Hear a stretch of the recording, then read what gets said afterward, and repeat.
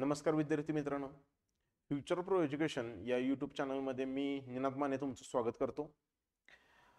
बघा, आज आपण सरळ सेवा असेल किंवा टेट परीक्षा जी असेल शिक्षक भरती करता त्याच्याकरता मॅथ्सचा पुढचा टॉपिक आज आपण बघणार आहोत.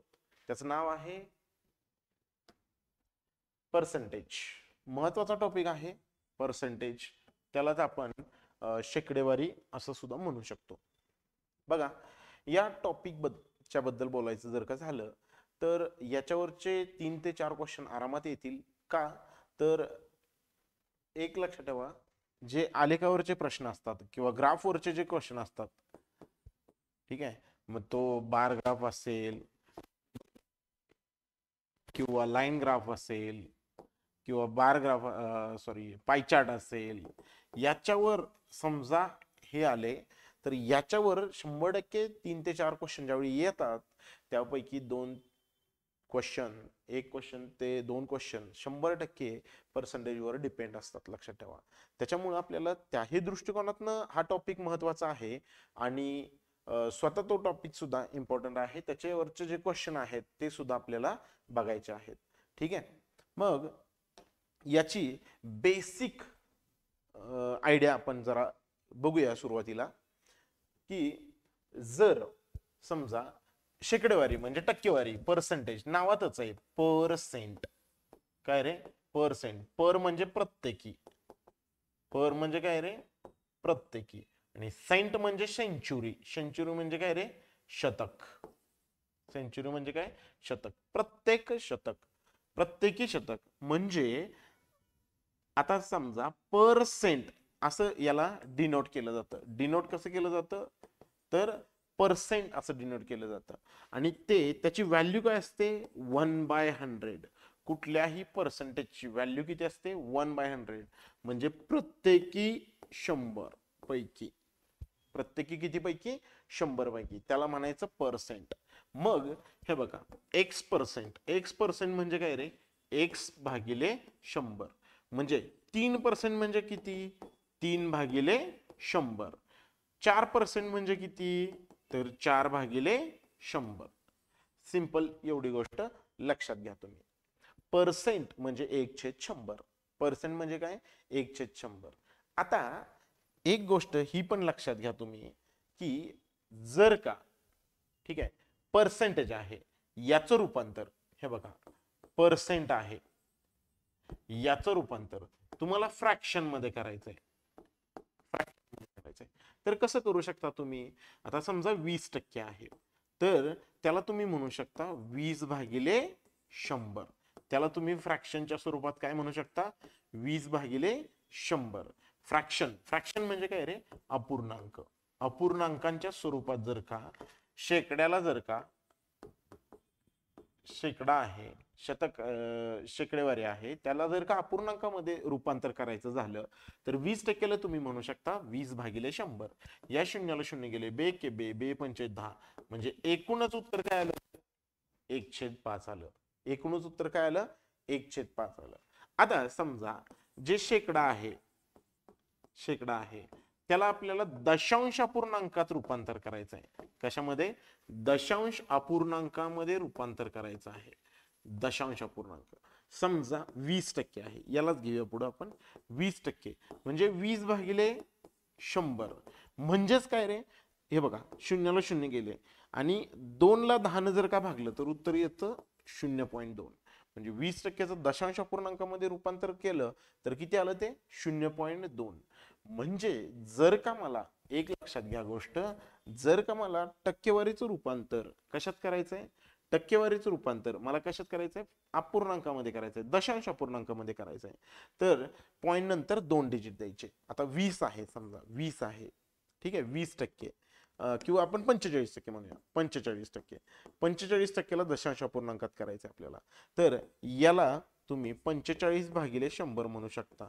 आणि 45/100 म्हणजे पॉइंट नंतर 2 डिजिट द्या.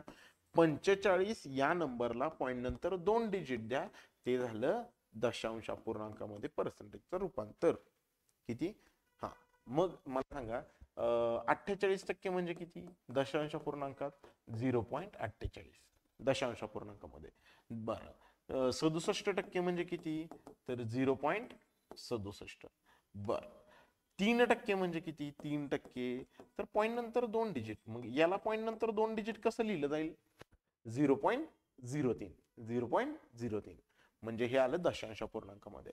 कधीही एक गोष्ट लक्षात घ्या की जर का टक्केवारीचं रूपांतर तुम्हाला दशांश पूर्णांकामध्ये करायचं झालं तर सिंपल तुम्ही पॉईंट नंतर 2 डिजिट द्यायचे. दशांश पूर्णांकानंतर या दशांश जो आहे त्याच्यानंतर 2 डिजिट द्यायचे सिंपल. त्या नंबरला तुम्ही काय केलं मग आता 124% 124% 124%ला काय करणार 1.24 1.24 1.24 म्हणजे 124% म्हणजे किती आलं ते 1.24. बघा हे लक्षात आलंय का. जर का आपल्याला काय करायचं आहे टक्केवारीचं रूपांतर कशामध्ये करायचं आहे टक्केवारीचं रूपांतर दशांश अपूर्णांकामध्ये करायचं आहे. दशांश अपूर्णांक. तर अशा केसमध्ये आपण काय करणार तर अशा केसमध्ये आपण पॉईंट नंतर 2 डिजिट देणार. म्हणजे जो काही आकडा आहे त्याला नंतर 2 डिजिट की ते दशांश अपूर्णांकात बनून जातं. आता जर का आपल्याला फ्रॅक्शन मध्ये करायचं असेल तर सिंपल कुठल्याही नंबरला हे जर याचा एकदा स्क्रीनशॉट काढून घ्या म्हणजे तुमच्या लक्षात येईल.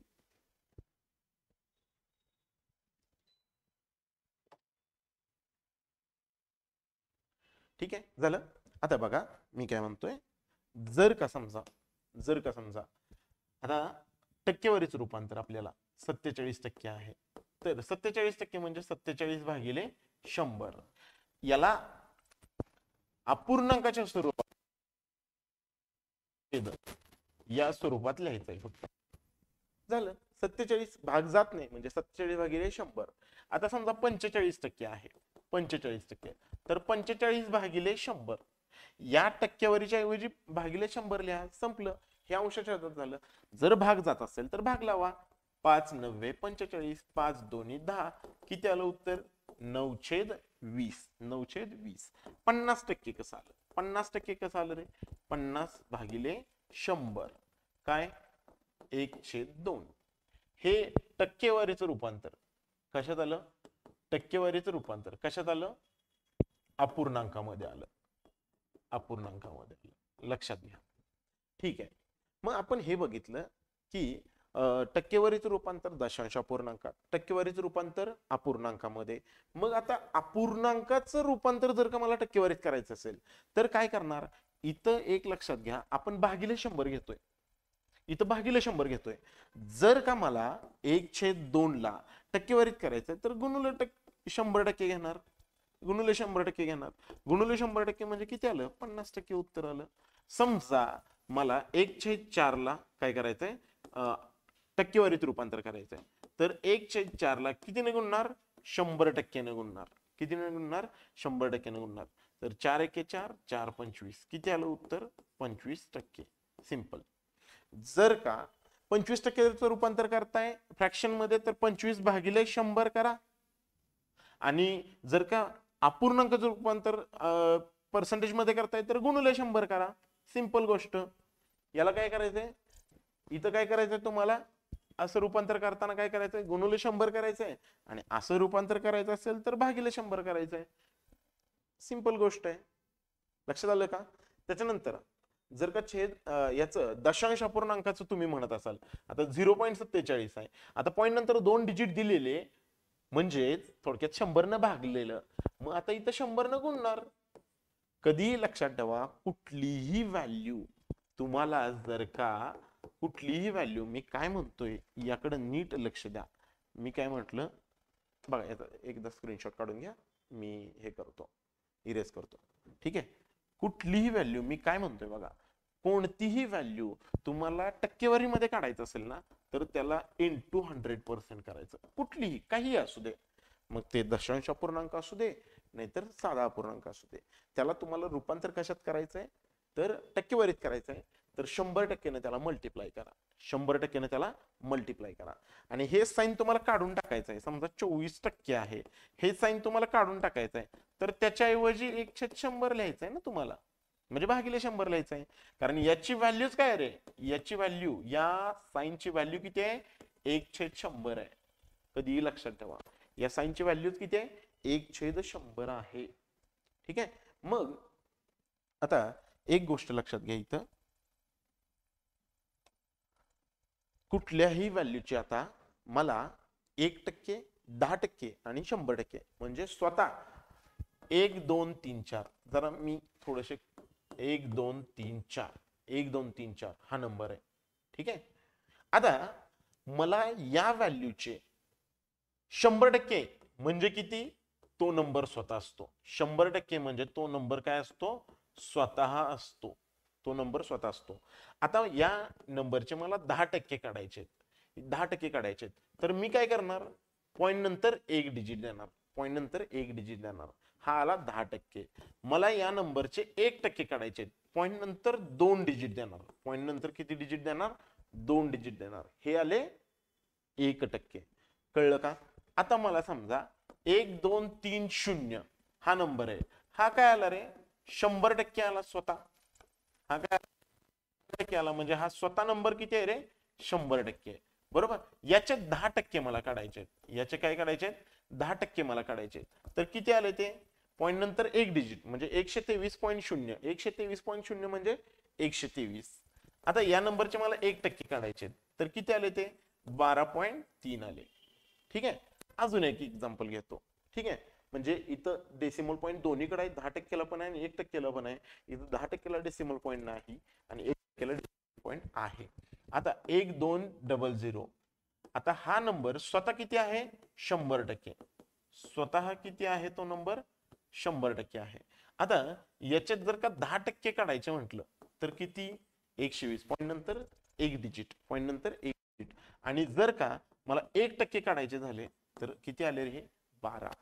किती आले, 12. लक्षात ठेवा. कळलं. इथं जर का 00 असतील तर त्याचे 1% सुद्धा पॉइंट मध्ये येणार नाहीत, कारण या 2 झिरोला हे 2 झिरो काय होणार, कट होणार. लक्षात ठेवा, टक्केवारीचे जे आहेत ते 2 झिरो कट होणार. अशा पद्धतीने हे कुठल्याही नंबरचे, तुम्हाला सांगतो, कुठल्याही नंबरचे 10% आणि 1% जर का तुम्हाला माहिती असतील, तो नंबर स्वतः 100% असतो. लक्षात ठेवा, तो नंबर स्वतः किती असतो, 100% असतो. त्या नंबरचे 10% म्हणजे पॉईंट नंतर एक डिजिट, 1% म्हणजे पॉईंट नंतर 2 डिजिट. या दोन संख्या जर का तुम्हाला कळल्या तर तुम्ही कुठल्याही व्हॅल्यूचे कोणतेही पर्सेंटेज सहजपणे काढू शकता, सहजपणे काढू शकता. आता पुढचा मुद्दा आहे माझा, हे जरा एकदा याचा स्क्रीनशॉट घ्या, याचा एकदा स्क्रीनशॉट घ्या. बरं, ठीक आहे. आता मी काय म्हणतोय बघा, कुठल्याही व्हॅल्यूचे 10%, 1% आपण काढायला शिकलो, बरोबर. पण अशा काही टक्केवारी आहेत की ज्या डायरेक्ट तुम्ही पाठ करू शकता. म्हणजे असा आकडा दिसला की टक्केवारी त्याला काय म्हणायचं, जसं की एक दिसलं, एक म्हणजे एक म्हणजे तो 100% आहे. ठीक आहे. याचा रेलेव्हन्स तुम्हाला पुढे जाऊन येईल. ठीक आहे. आता तात्पुरतं फक्त एवढं लक्षात ठेवा, एक म्हणजे 100% असतो. फ्रॅक्शन अपूर्णांकातला एक, इकडं मी अपूर्णांक म्हणतो, इकडं मी अपूर्णांक म्हणतो आणि इकडं टक्केवारी म्हणतो, इकडं टक्केवारी. काही फेमस अपूर्णांक आहेत ज्यांची टक्केवारी मधली किंमत मी तुम्हाला सांगतोय, एक हा जो अपूर्णांक आहे म्हणजे तो पूर्ण आहे, पूर्ण आहे म्हणून 100%. पूर्ण आहे, हा अपूर्ण आहे का, एक हा पूर्ण आहे, पूर्ण आहे म्हणून त्याची व्हॅल्यू 100% आहे, म्हणून त्याची व्हॅल्यू 100% आहे. आता 1/2 या अपूर्णांकाची व्हॅल्यू आहे 50%. 1/3 या अपूर्णांकाची व्हॅल्यू आहे 33.1/3%. त्यालाच आपण 33.33% सुद्धा म्हणतो, त्यालाच आपण काय म्हणतो, 33.33% सुद्धा म्हणतो. आता बघा इथं 1/4 आहे. ठीक आहे. तर ते किती आलं, 25%. 1/5 आहे तर याची व्हॅल्यू आली 20%. कधी 1/5 दिसलं तर सरळ 20% लिहून टाकायचं. 1/6 आहे 16, 2/3%. 1/7 आहे 14, 2/7%. ठीक आहे. 14, 2/7%. त्यानंतर पुढं तुम्ही म्हणू शकता 1/2% म्हणजेच 12.5. ठीक आहे. 12.5. 1/9 11.1/9%. ठीक आहे. 10%. 1/10 म्हणजे किती? 10%. ठीक आहे. 1/11 म्हणजे 9.1/11%. ठीक आहे. 1/12 म्हणजे 8.1/3%. अजून एक दोन फेमस आहेत तेवढे बघूया. ठीक आहे. 1/20 म्हणजे 4% आणि 1/25 म्हणजे इथं 5% आणि 1/25 म्हणजे किती टक्के? 4%. हे काय आहे? फेमस पर्सेंटेज आहेत. एवढे जर पाठ असतील ना तर तुम्हाला बऱ्यापैकी गोष्टी सोप्या जातात. आता 1/3 किती आहे? 33.33% आहे. तर 2/3 हे 66.66% असतील. ते तुम्ही आरामात तिथं जज करून काढू शकता. ठीक आहे. हे पर्सेंटेज व्हॅल्यू आहेत. डायरेक्ट हे फक्त लक्षात ठेवा. या गोष्टी लक्षात ठेवा, तुम्ही पाठ करा. गरज पडेल त्यावेळी आपण याचा वापर नक्कीच करणार आहोत. ठीक आहे. आता बघा पुढचा मुद्दा काय आहे? पुढचा मुद्दा काय आहे हे बघा. आता याच्यामध्ये 3 गोष्टी महत्वाच्या आहेत. पर्सेंटेज मध्ये 3 गोष्टी आपल्याला शिकायच्या आहेत. पहिली गोष्ट काय आहे बघा. पहिली गोष्ट मी तुम्हाला एक क्वेश्चन बनवून सांगतो की क्वेश्चन कोणत्या टाइप मध्ये विचारले जातात त्या टाइप नुसार बघा.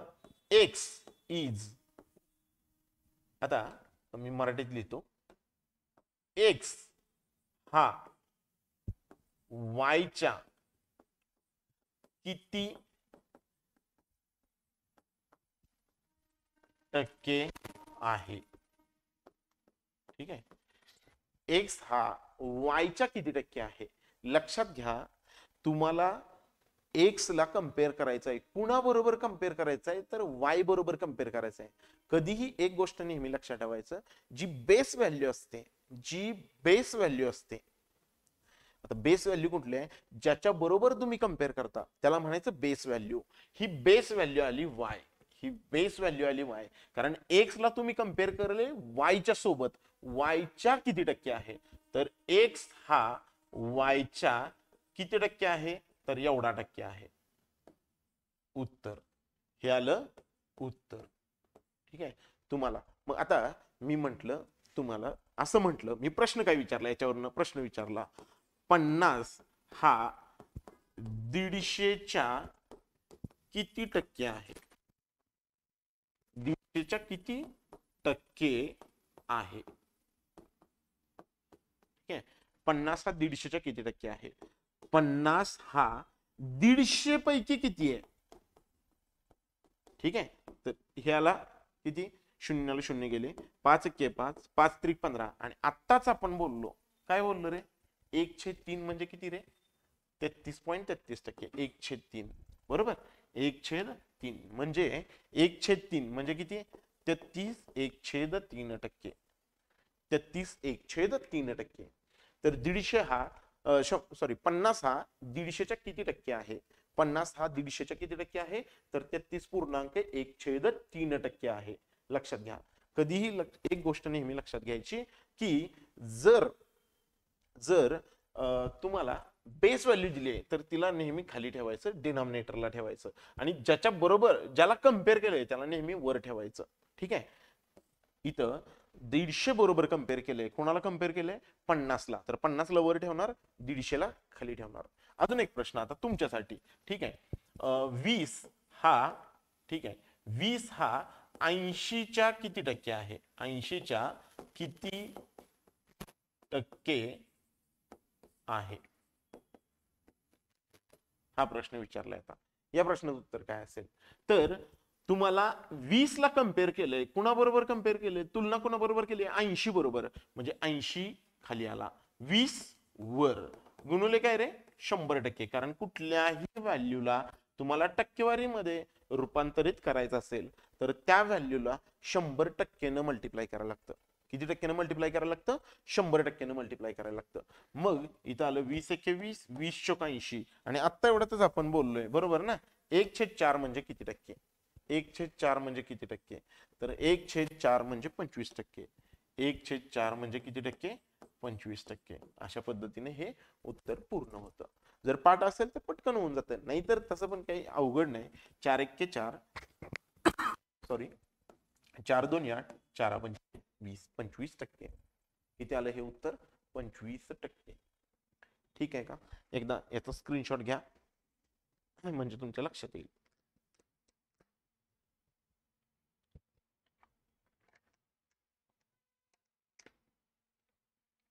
चला पुढे बघा. हा पहिला मुद्दा झाला. पहिला मुद्दा झाला ए. काय मुद्दा आहे? पहिला मुद्दा काय? 3 मुद्दे आहेत मी तुम्हाला सांगितलं, त्यातला हा पहिला मुद्दा झाला. कोण कुणाच्या किती टक्के आहे हे कसं काढायचं? कोण कुणाच्या किती टक्के आहे? कोण कुणाच्या किती टक्के आहे? एक्स कुणाच्या? वायच्या किती टक्के आहे? तर एक्स भागिले वाय गुणिले 100. एक्झाम्पल साठी तुम्हाला सांगतो. आता समजा असं म्हणूया आपण, असं म्हणूया कार्तिकी कार्तिकी गणितात गणितात गणितात 150 पैकी 150 पैकी 150 पैकी 120 गुण मिळाले. 120 गुण मिळाले तर तिला किती टक्के गुण मिळाले हे आपल्याला काढायचंय. अशा प्रकारचं हे याच्यावरनं लक्षात ठेवा. तुम्हाला काय म्हटलंय की कम्पेअर कोणाबरोबर केलंय? 150 बरोबर. किती मार्कांना केलंय? 120 गुणांना केलंय. कार्तिकीला 150 पैकी 120 गुण मिळाले तर शेकडा टक्के किती मिळाले? शेकडा टक्के गुण किती? गुण किती? लक्षात ठेवा. ठीक आहे. आता या टाईपचा क्वेश्चन आहे. ठीक आहे. आता हा आपल्याला बघायचा आहे. हा आपल्याला बघायचा आहे. ओके. हा बघायचं आता. आता 120 150 पैकी किती आहेत हे आपल्याला बघायचंय. मग 100 पैकी किती? ठीक आहे. लक्षात घ्या तुमची बेस व्हॅल्यू आहे 150, त्याला 120 बरोबर 120 ला त्याच्या बरोबर कम्पेअर केलेला आहे. शून्याला शून्य गेले किती? 3 चौक 12 5 5 2 10. तर 80% शेकडा गुण 80% आहेत. म्हणजे 100 पैकी 80 मिळालेत. लक्षात घ्या 100 पैकी किती मिळाले? 80 गुण मिळाले. अशा पद्धतीने हे सोडवायचं असतं. लक्षात आलं? हा होता पहिला मुद्दा. हा होता पहिला मुद्दा. दुसरा मुद्दा काय आहे? दुसरा मुद्दा काय आहे? बी मुद्दा. दुसरा मुद्दा एक्स हा वायच्या एक्स हा वायच्या किती टक्के जास्त किंवा कमी आहे? आता लक्षात ठेवा एक्सचं उत्तर आपण एक्स आहे म्हणूया 150. ठीक आहे. आणि वाय आहे 120. वाय आहे 120. तर मला एका प्रश्नाचं उत्तर फक्त द्या. एक्स हा म्हणजे 150 हा 120 पेक्षा 150 हा 120 पेक्षा डॅश डॅश आहे. काय आहे? काय आहे? 150 हा 120 पेक्षा काय आहे? कमी आहे की जास्त आहे? तर जास्त आहे. तर काय आहे? जास्त आहे. म्हणजे हा प्रश्न. आता एक्सचं उत्तर समजा 120 आहे आणि वायचं उत्तर 150 आहे असं समजूया. तर असं समजून झालं त्यांनी जो सिक्वेन्स बोलण्याचा त्यांनी दिलेला आहे तोच सिक्वेन्स आपण पकडायचा. 120 हा 150 पेक्षा काय आहे? प्रश्न विचारायचा त्यालाच. काय आहे? काय आहे? काय आहे? 120 हा 150 पेक्षा काय आहे? कमी आहे. तर कमी आहे म्हटलं की हे कमी. ठीक आहे. कमी आहे. दोन प्रकारचे प्रश्न असू शकतात. म्हणजे एकाच प्रश्नातून तुम्हाला दोन प्रकारचे उत्तर मिळवता येतात. म्हणजे काय? हे बघा तुम्हाला त्यांनी दोन पद्धतीने विचारलेलं आहे. आता तुम्हाला ठरवायचं आहे आकडे बघून की जास्त आहे का कमी आहे. कारण जास्त आहे तर त्याचं उत्तर वेगळ्या पद्धतीने काढायचं आहे. कमी आहे तर त्याचं उत्तर वेगळ्या पद्धतीने काढायचंय. लक्षात घ्या मी काय म्हणतोय हे लक्षात घ्या. हा मुद्दा जास्त करून तुम्ही जे आलेख आहेत ते सोडवताना जास्त वापरला जातो. हा मुद्दा कधी आलेखाच्या वेळी जास्त वापरला जातो. ठीक आहे. ओके, एक मिनिट.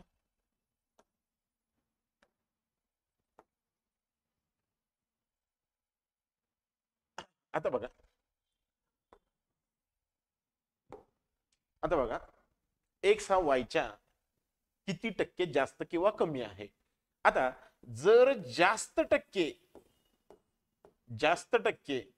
किंवा किती टक्के अधिक आहे, अधिक किंवा किती टक्के जास्त आहे असं विचारलं तर लक्षात ठेवायचं जे दोन आकडे आहेत त्यामधून काय करायचं, जास्त मधून काय करायचा, कमी वजा करायचा.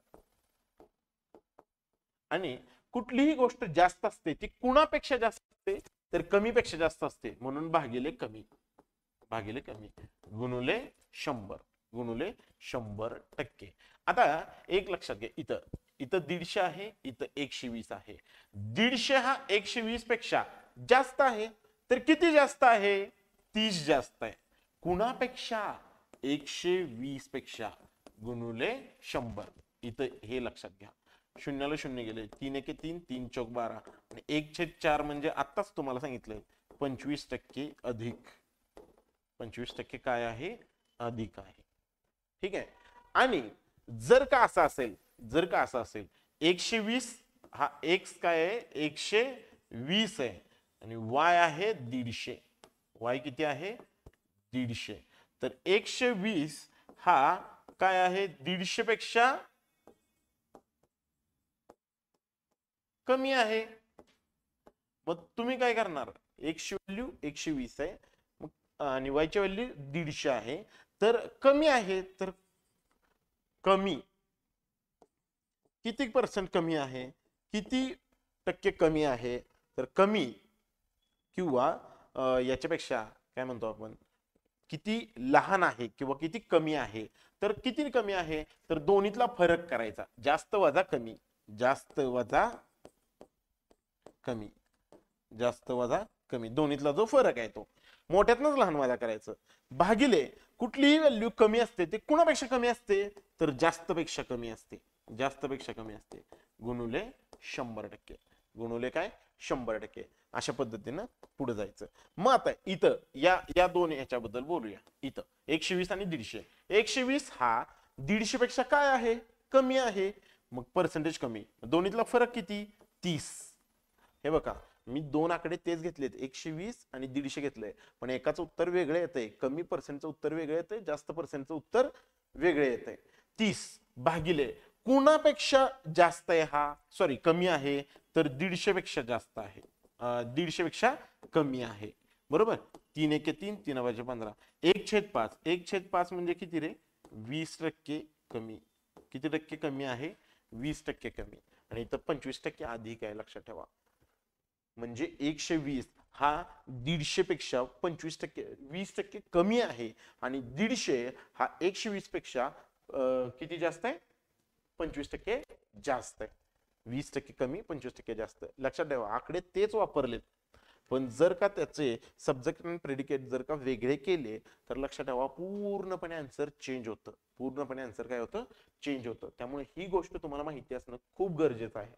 कुठलीही व्हॅल्यू कमी किंवा जास्त ते ठरवायचं त्या व्हॅल्यूंकडे बघून, त्या आकड्यांकडे बघून ठरवायचं. लक्षात ठेवा याच्यावरचे प्रश्न तुम्हाला 100% विचारले जाणार. ठीक आहे. तुम्ही एकदा याचा स्क्रीनशॉट काढून घ्या म्हणजे आपण पुढचं बघूया. ठीक आहे. चला आता बघा, पुढे बघा. आता एखादी तुम्हाला किंमत काढायची आहे, एखादी किंमत तुम्हाला काढायची आहे, जी की नवी किंमत आहे, तुम्हाला काढायची आहे. तर ती नवी किंमत काय असते, तिसरा मुद्दा आहे हा. तिसरा मुद्दा, कधीही तुम्हाला एखादी नवी किंमत काढायची तर त्याच्यामध्ये काही चेंजेस करून तुम्हाला एखादी व्हॅल्यू आहे, समजा एखाद्या गावची लोकसंख्या आहे ती आता 10,000 आहे. समजा ती प्रत्येक वर्षी 10% वाढते, त्याच्या पुढच्या वर्षी 10% वाढते, त्याच्या पुढच्या वर्षी 10% वाढते. तर 3 वर्षाखेरीस त्या गावची लोकसंख्या किती असेल, तर ही नवीन जी किंमत आहे ती तुम्हाला काढायची आहे. तर जुनी किंमत जुनी जी किंमत आहे, जुनी जी किंमत आहे तिला तिला कशाने गुणायचं? तर आता समजा वाढ होत असेल तर प्लस आणि घट होत असेल तर मायनस यानं गुणायचं. किती वेळा गुणायचं? जेवढ्या वर्षाचं त्यांनी व्हॅल्युएशन दिलेलं आहे तेवढ्या वेळा गुणायचं. म्हणजे रेस टू काय रे? एन. रेस टू एन या पद्धतीने जाऊ शकता. म्हणजे एक्झाम्पल साठी म्हणूया, एका गावची लोकसंख्या, एका गावाची लोकसंख्या, गावाची लोकसंख्या किती आहे? लोकसंख्या, तर त्या गावची लोकसंख्या 10,000 आहे. ठीक आहे, 10,000 आहे. आता लक्षात ठेवा, प्रत्येक वर्षी ती 10% वाढते. तर 3 वर्षाखेरीस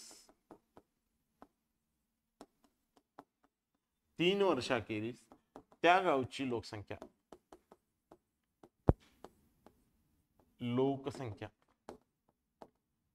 काढा. त्या गावची लोकसंख्या काय असेल?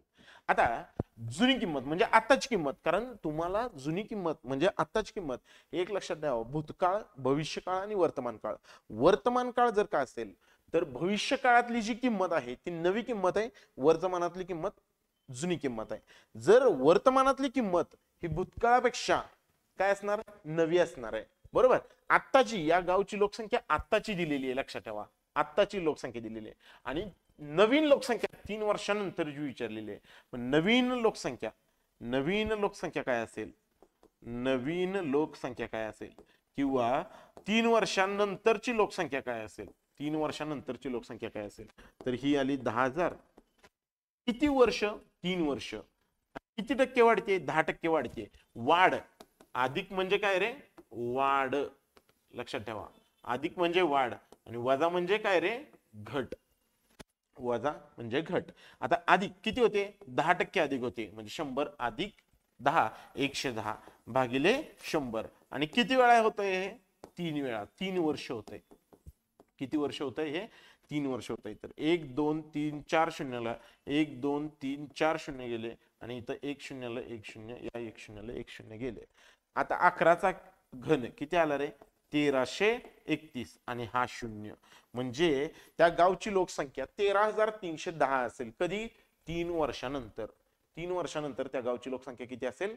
13,310 असेल. लक्षात आलंय का? बघा मी काय म्हंटल ते. आणि समजा हे याचा स्क्रीनशॉट काढून घ्या, मी तुम्हाला वजाबाकीचं एखादं तुम्हाला समजावून सांगतो. ठीक आहे, वजाबाकीचं एखादं समजावून सांगतो. आता समजा, ठीक आहे, इथं ओके.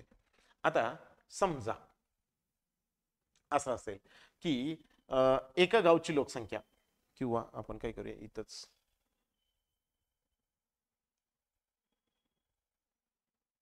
आपण काय करूया, हेच आकडे घेऊया. ठीक आहे,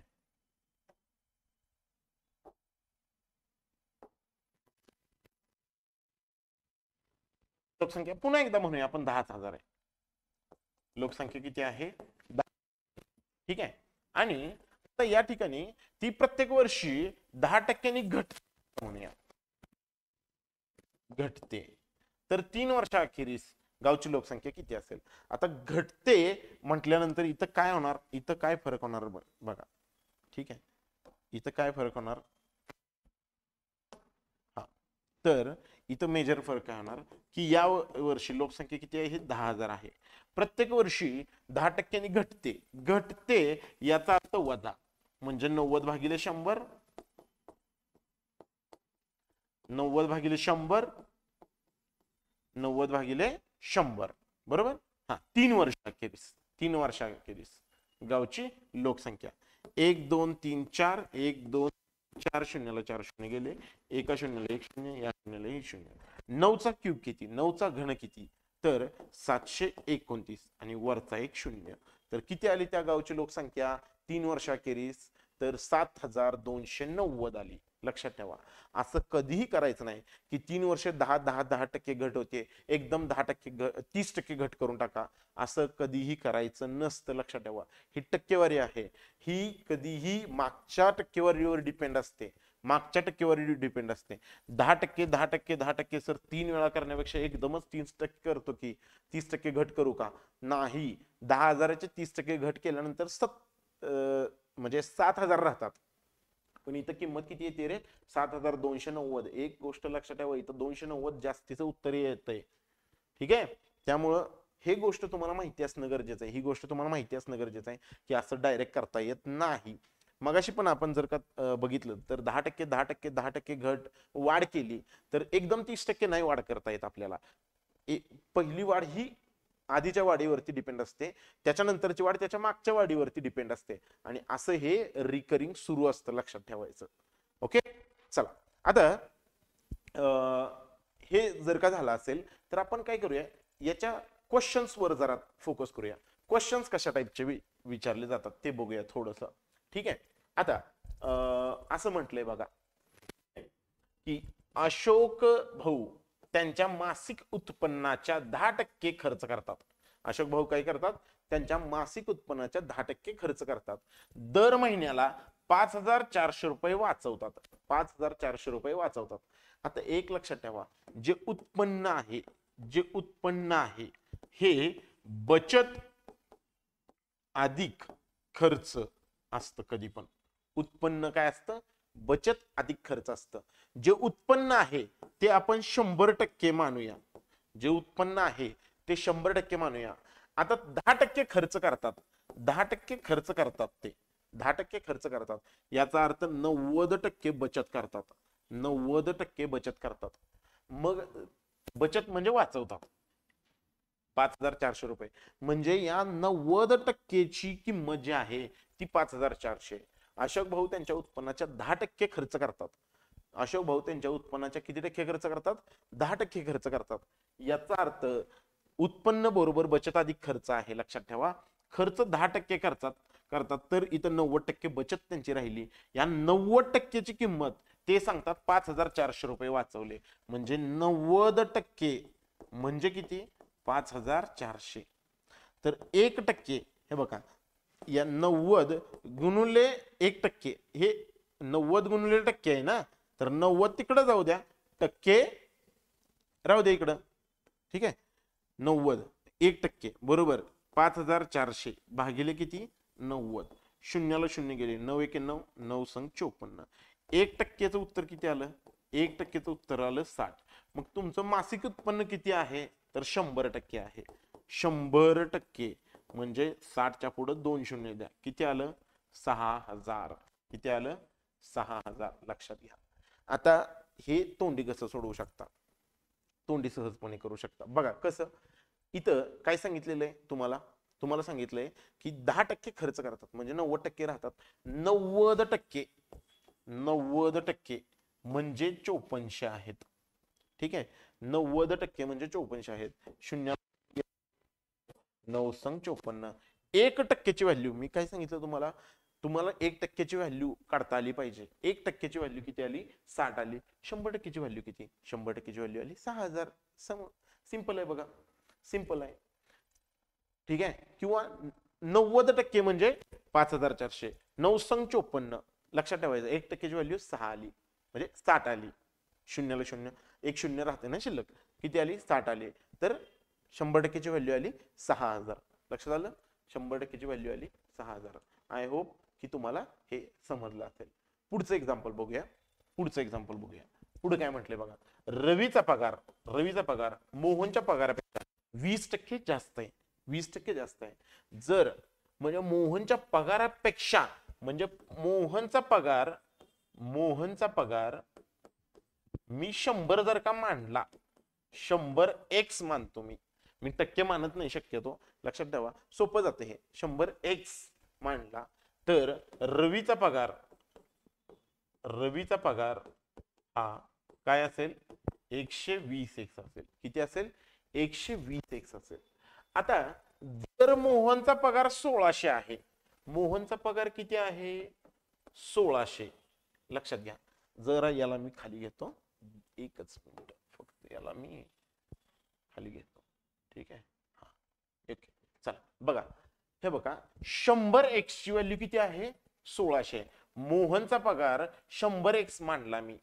तर का मोहनचा पगार 100x मानला, कारण रवीचा पगाराला मोहनच्या पगाराबरोबर ज्यावेळी कम्पेअर केलं त्यावेळी असं कळलं की तो पगार 20% जास्त आहे. म्हणजे मूळचा पगार कोणाचा आला, मोहनचा आला. मोहनचा पगार मी 100x मानला, 100x मानला.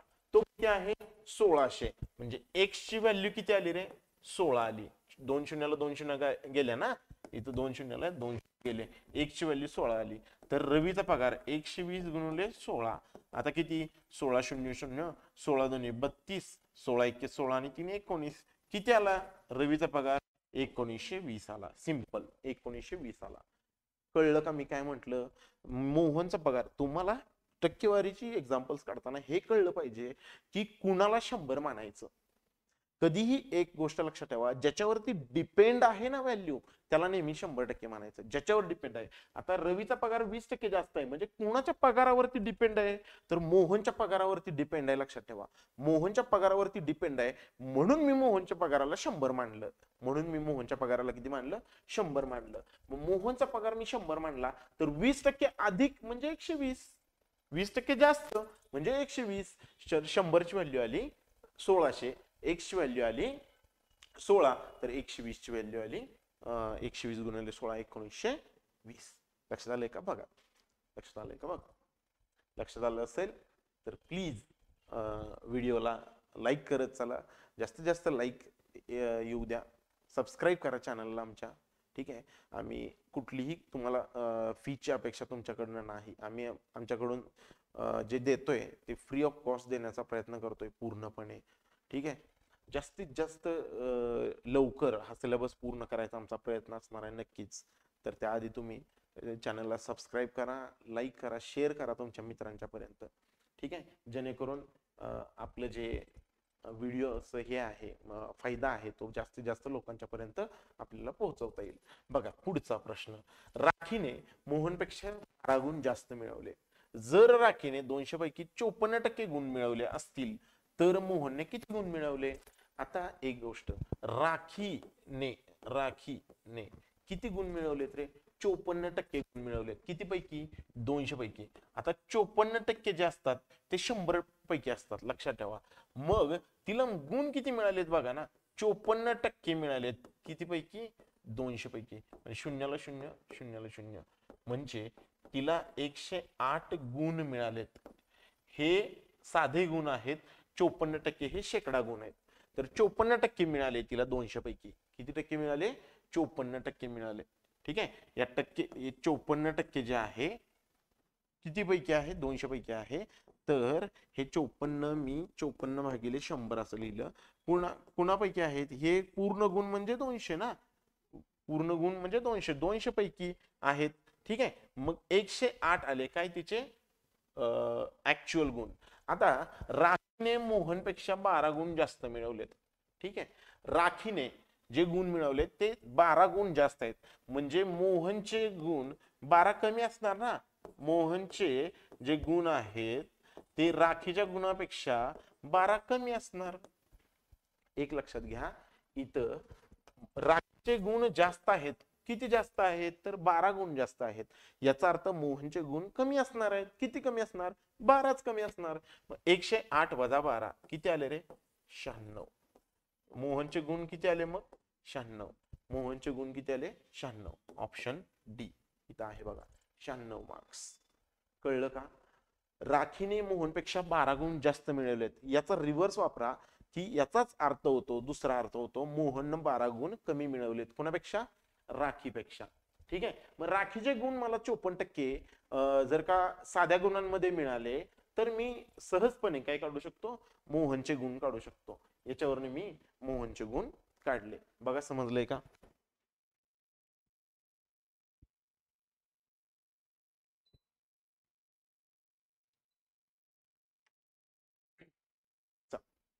बघूया पुढं. बघ, अंजू स्कोर्ड, सॉरी मराठीत वाचतो. जर अंजुला हिंदीत 80 पैकी 68, गणितात 60 पैकी 46, विज्ञानात 90 पैकी 74 आणि इंग्रजीत 45 पैकी 35 गुण मिळाले तर कोणत्या विषयात सर्वाधिक टक्केवारीने गुण मिळवली? तर ती कोणत्या विषयात सगळ्यात जास्त गुण मिळवली आहे बघा. बघा, हिंदीमध्ये हिंदीमध्ये तिला किती गुण आहेत? तर 68 गुण आहेत. किती गुण आहेत? 68 गुण आहेत. किती पैकी? कारण गुणावरती डिपेंड आहेत हे गुण, 80 वर डिपेंड आहेत, म्हणजे 80 खाली 68 वर आणि गुणवले किती रे? 100%. गुणवले 100%. कुठलीही व्हॅल्यू आपल्याला पर्सेंटेज मध्ये रूपांतरित करायची असेल तर तिला कितीनं गुणतो आपण? 100%नं गुणतो. लक्षात ठेवा, 100%नं गुणतो. हे झाले कुणाचे गुण?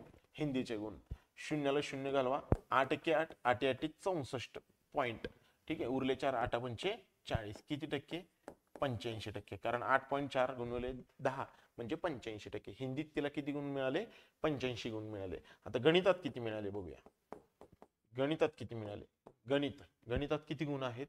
46 गुण आहेत. किती पैकी? 60 पैकी. 60 पैकी. ठीक आहे. गुणवले किती? 100%. शून्याला शून्य गेले. हे बघा, एक तुम्हाला सर्वाधिक टक्केवारी काढायची आहे ना, तर इथं फक्त अंदाज करा. 6 × 6 6 7 42. आता 80% पेक्षा कमी उत्तर आहे ना, तर हे उत्तर नसणार. गणित कधीच उत्तर नसणार. गणित म्हणजे मॅथमॅटिक्स कधीच उत्तर नसणार. लक्षात ठेवा. का? तुम्हाला सर्वाधिक म्हणजे 85 पेक्षा कमी मिळेल. इथं 85 गुण मिळालेत हिंदीत, तर इथं 7 आलं म्हणजे 70%च्या आसपास उत्तर आलं. याचा अर्थ 70च्या पुढं, पण 85च्या आतच उत्तर आलं. लक्षात ठेवा. त्यामुळे हे गणितात कधीच नसणार आहे. तरीही मी सोडवून दाखवतो. 7 × 42 उरले किती? 4 उरले. 6 × 36 उरले 4. 6 × 36 म्हणजे किती? 76.6% गुण झाले. हे 76.6%. परत विज्ञानात किती आहेत बघा. विज्ञानात आता 85 आपलं एक टार्गेट आलं. 85च्या वर गेला तर तिकडे जायचं, नाहीतर नाही. ओके, चला आता बघूया. इंग्रजीत विज्ञानात किती आहेत? 74 आहेत. किती पैकी? 90 पैकी. गुणले किती? 100. शून्याला शून्य. शून्याला शून्य गेले. 9 × 9 9 8 72. ओके, रेंज मध्ये आहे, स्पर्धेत आहे, परंतु पूर्णपणे सोडवूया मगच कळेल. 9 8 72. ठीक आहे. उरले किती? 2. उरले 2 पॉइंट घेतले. 20 झाले. 9 2 18. उरले 2. 9 2 18 म्हणजे किती? 82.2%. म्हणजे कमीच आहेत. कमीच आहेत. म्हणजे विज्ञान पण उत्तर नसणार. विज्ञान पण उत्तर नसणार. आता फक्त शेवटचा राहिला. कुठला वाला? इंग्रजी. इंग्रजी. ठीक आहे. इंग्रजी तिला किती आहेत? 35 गुण आहेत. कुणापैकी? 45 पैकी. तर 100 पैकी किती? ठीक आहे. 5 7 35, 85 40, 5 9 45 म्हणजे 700/9%. करूया. हा, 9 1 9 9 7 63.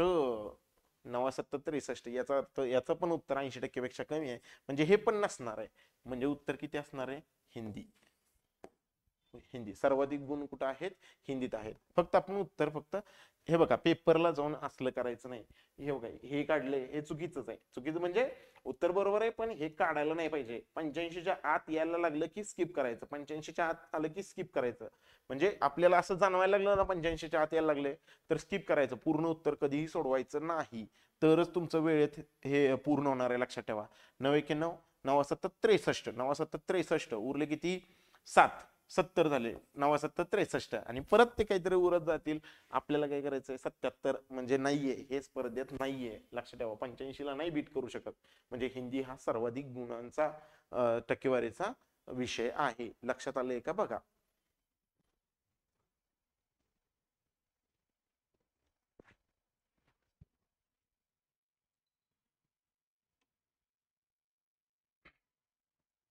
ठीक आहे. चला एक प्रश्न बघूया. अजून एक. आता रामला परीक्षेत 40% गुण मिळाले आणि तो 20 गुणांनी नापास झाला. त्याला 40% गुण मिळालेत आणि 20 गुणांनी नापास झाला म्हणजे त्याला 20 मार्क कमी मिळाले. हे लक्षात असू द्या. आदित्यने 45% गुण मिळवले आणि ते उत्तीर्ण गुणांपेक्षा 3 गुण जास्त आहेत आणि ते जे मिळालेले गुण आहेत ते उत्तीर्ण गुणांपेक्षा, जिथं तो पास होतो त्याच्यापेक्षा 30 गुण जास्तीचे आहेत. तर उत्तीर्ण होण्यासाठी लागणारी टक्केवारी किती आहे असं विचारलंय. उत्तीर्ण होण्यासाठी लागणारी टक्केवारी किती आहे. आता एक गोष्ट लक्षात घ्या, इथं 40% गुण मिळालेत कोणाला, रामला. जर असा विचार करा, जर तो 20 गुणांनी नापास झालाय आणि जर का त्याला 20 गुण अधिकचे जर का दिले, 20 गुणांनी नापास झालाय, बरं मी माझ्याकडून त्याला 20 गुण दिले, तर तो झाला काठावर पास. काय झाला रे, काठावर पास. बरोबर. आता दुसरा कोण आहे, आदित्य आहे. आदित्य आहे, ठीक आहे. त्याला किती गुण मिळाले, 45% गुण मिळालेत. 45% गुण मिळालेत. आता त्याला उत्तीर्ण गुणांपेक्षा 30 गुण जास्तीचे आहेत. म्हणजे जर का मी त्याचे 30 गुण काढून घेतले, तो ऑलरेडी पास आहे. तो पास आहे. त्याला उत्तीर्ण गुणांपेक्षा 30 गुण जास्त आहेत म्हणजे तो पास आहे. परंतु त्याचे ते जास्तीचे गुण जर का मी काढून घेतले, तर तो सुद्धा होईल काठावर पास. तो सुद्धा होईल काठावर पास. या दोन्ही कंडिशन एकाच मी मुद्द्यावरती, एकाच याच्यावरती आणल्या. आता हे म्हणजे दोघही काठावर पास आहेत. याचा अर्थ 40% अधिक 20 म्हणजेच 45% वजा 30. हे लक्षात घ्या, हे लक्षात घ्या. मग याला इकडे घ्या, हे वजा आहे इकडे येईल, अधिक होईल. हे अधिक आहे तिकडे जातील, वजा होतील. म्हणजे 20 अधिक 30 बरोबर 45% वजा 40%. आता 30 अधिक 20 किती रे, 50. 50 बरोबर 45% वजा 40% 5%. म्हणजे 5% म्हणजे किती आलं रे, 5% म्हणजे 10 आलं. याचा अर्थ 1% म्हणजे 5% म्हणजे 50 आलं. याचा अर्थ 1% म्हणजे 10 आलं. आता तुम्हाला पास होण्यासाठी लागणारी टक्केवारी काढायची, म्हणजे हे किंवा हे टक्के काढायचे. आता मला एक सांगा की 1% म्हणजे 30, म्हणजे 30 म्हणजे किती टक्के, 1% म्हणजे 30 गुण. याचा अर्थ 30 गुण, याचा अर्थ 30 गुण म्हणजे 3%. 3% म्हणजे किती, 3% म्हणजे 30 गुण. जर का मला पास होण्यासाठी टक्केवारी काढायचे, तर मी 45 मधून 3% वजा करेन. म्हणजे किती मिळतील मला, 42%. किंवा इथं पण तुम्ही बघू शकता, इथं पण बघू शकता, किंवा इथं पण तुम्ही बघू शकता की 20 म्हणजे किती, 10 म्हणजे 1%, 20 म्हणजे 2%, 20 म्हणजे 2%, 20 म्हणजे 2%. आता मी 40 मध्ये 2% वाढवले तरी पण मला पास होणारी टक्केवारी मिळेल. पास होण्यासाठी किती टक्के लागतील, तर 42% लागतील. लक्षात ठेवा, पास होण्यासाठी किती टक्के लागतील, 42%. समजलंय का सांगा एकदा मला. ठीक आहे, समजलेलं आहे का, क्लिअर आहे. ओके, चला बघा, स्क्रीनशॉट घ्या याचा, पुढे जाऊया आपण. ठीक, चला बघा पुढचा. आता बघा, हरीच्या पगारातून 15% रक्कम घरभाड्यासाठी वजा केली जाते. उर्वरित रकमेपैकी 20% मुलाच्या शिक्षणासाठी खर्च केला जातो आणि उर्वरित रकमेपैकी 10% वैद्यकीय खर्चासाठी वापरला जातो. शेवटी त्याच्याकडे 42,840 रुपये शिल्लक राहतात. तर त्याचा एकूण पगार किती. तर लक्षात ठेवा, जी शिल्लक उरणार आहे, जी शिल्लक उरणार आहे ती एकूण पगारामधूनच मिळणार आहे. एकूण पगारामधूनच मिळणार आहे. तर एकूण पगाराच्या खर्च वजा करत करत तुम्ही गेला, खर्च वजा करत गेला, तर उर्वरित रक्कम तुम्हाला मिळणार आहे. याचा वापर जो आपला हा मुद्दा आहे,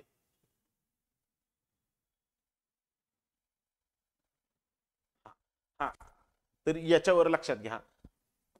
तुम्ही घट करत गेला, घट करत गेला, घट करत गेला, तर तुम्हाला नवीन जी शिल्लक आहे ती तुम्हाला बघायला मिळेल. ती नवीन शिल्लक तुम्हाला बघायला मिळेल.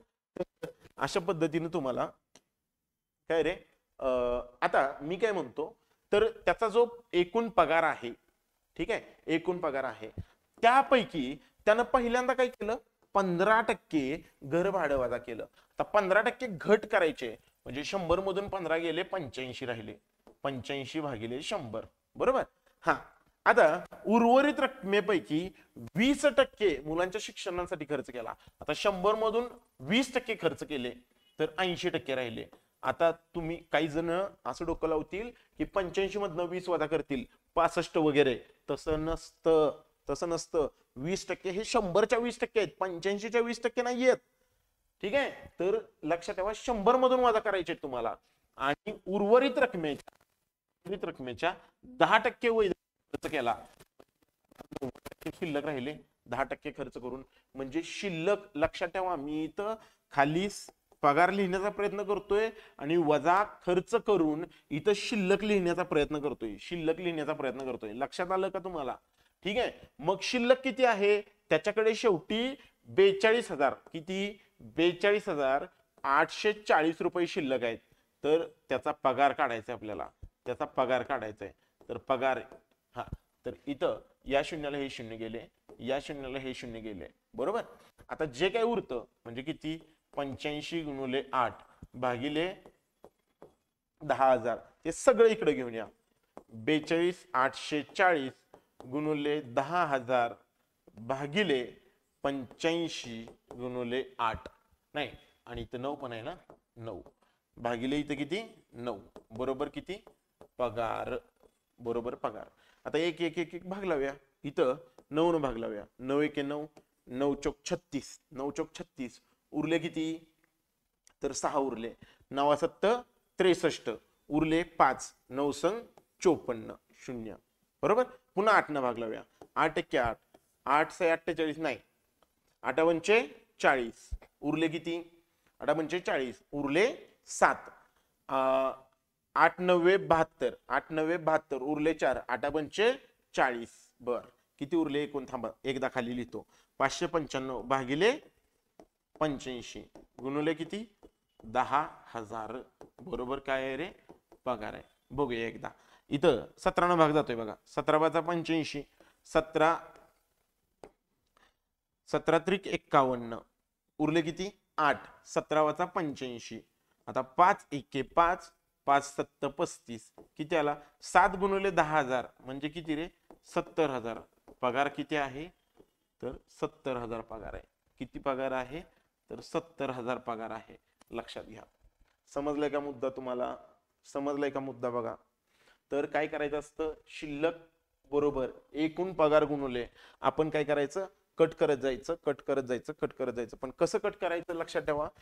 इथं 85 भागिले 15% पहिला खर्च केला म्हणजे 85 भागिले 100. दुसरा खर्च 20% तर तो 85 मधनं नका करू, 100 मधनं पुन्हा 100, हा 100 मधनं कट करा. कारण इथं काय सांगितलंय तुम्हाला, इथं काय सांगितलंय मी तुम्हाला, इथं बघा शेवटच्या मुद्द्यामध्ये काय म्हटलंय इथं तुम्हाला, 100 अधिक R भागिले 100. वाढ असेल तर वाढ करा, घट असेल तर घट करा आणि तेवढ्या वेळा लिहा. आता इथं 90 भागिले 10% घट होते ना, 90 भागिले 100 पुन्हा 90 भागिले 100 लिहिलंय, 90 भागिले 100 लिहिलंय का मी असं केलं सांगा, 90 भागिले 100 लिहिलं, 10% घट 80 भागिले 100 लिहिलं, पुन्हा 10% कट केली, असं लिहिलंय का मी, नाही. मी पुन्हा पहिल्यापासून सुरुवात केली, नव्यानं लिहिताना पुन्हा पहिल्यापासून सुरुवात केली, हे लक्षात घ्या. हा मुद्दा एकदम महत्वाचा आहे, हा मुद्दा खूप महत्वाचा आहे. तुम्ही 15% घट केली तर 85 भागिले 100, पुन्हा घट केली तर 80 भागिले 100 आणि पुन्हा 10% घट केली तर 90 भागिले 100. हे तुमचं उत्तर असलं पाहिजे, लक्षात ठेवा. मग याच्यामध्ये काटछाट करून जे काही उत्तर राहील शेवटी 100% तुमचं उत्तर बरोबर असणार आहे, नेहमी लक्षात ठेवा. शेकडेवारीची उदाहरणं अशी खूप येतात, आपण पाहिजे तर अजून उदाहरणं पुढच्या लेक्चरमध्ये बघूया. आजच्या लेक्चरसाठी आपण इथंच थांबूया. ठीक आहे, आजच्या पुरती मी तुमची रजा घेतो. जर का चॅनलला सबस्क्राईब केलं नसेल तर प्लीज सबस्क्राईब करा चॅनलला. त्यानंतर लाईक करा, व्हिडिओला शेअर करा तुमच्या मित्रांच्या पर्यंत, जेणेकरून जास्तीत जास्त लोकांचं यावर्षी सिलेक्शन झालं पाहिजे. ठीक आहे, आपली नवीन सूचना जी आलेली आहे पवित्र पोर्टलवर, त्याच्या संदर्भात मी तुम्हाला व्हिडिओ शेअर केलेला आहे. तो व्हिडिओ एकदा बघून घ्या. काय आहे नवी सूचना, काय त्याच्यानुसार आपल्याला अंमलबजावणी करायची आहे, त्यासाठी तो व्हिडिओ तुम्ही एकदा बघून घ्या आणि तो मित्रांच्या पर्यंत तुमच्या शेअर करा. आजच्या पुरतं मी इथं थांबतो, तुमची रजा घेतो. जय हिंद, जय महाराष्ट्र. थँक्यू.